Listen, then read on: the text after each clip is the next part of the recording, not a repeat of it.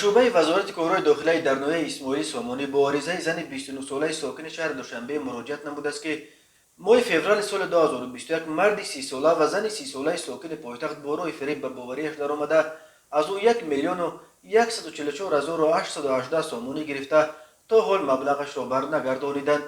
همزمان نامبردگان به همین راه ماه فوریه سال 2021 به باوری زن 52 ساله ساکن شهر دوشنبه درآمده از او 165,700 دلار امریکایی و 9,000 سامانی گرفته تا حال مبلغش را برنگردانیدند.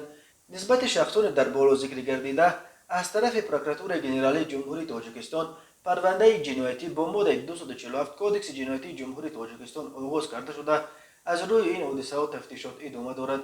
همچنین نسبت زن 38 ساله ساکن نویه اشت پرونده جنایتی با ماده 247 قسم 4 کودکس جنایتی جمهوری تاجیکستان آغاز کرده شد.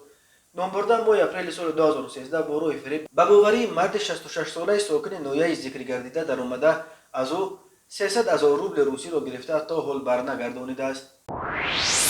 به شعبه وزارت کارهای داخلی در نویه جامی با عریضه مرد 40 ساله ساکن نویه مذکور مراجعت نموده است که شب 24 نوامبر سال 2021 تخمین ساعت 22:00 در نزد مرکز دلخوشی به نام دیدار واقع در کوچه سامانیان امین نویه شخص نامعلوم با راه زورآوری از دستش تلفن موبیلی تمغه آیفون که ارزشش 3,000 سامانی را تشکیل می‌دهد تصرف نموده از جای حادثه غیب شده است. هنگام گذرانیدن چاره‌بینی‌های اپراتیوی جستجویی از جانب کارمندان میلیشیا مرد 32 ساله ساکن نویه جامی که پیش با ماده 244 و 237 کودکس جنایتی جمهوری تاجیکستان سود شده است با گمان صادر نمودن جنایت غارتگری دستگیر کرده شد. از روی حادثه مذکور تفتیشات ادامه دارد.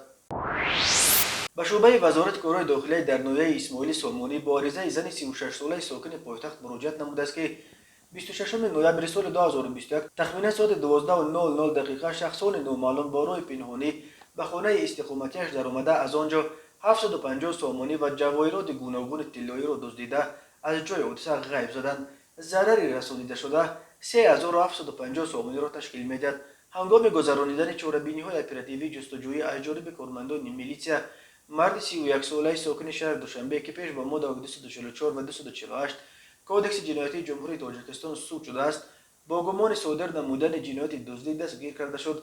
از روی این حادثه تفتیشات ادامه دارد.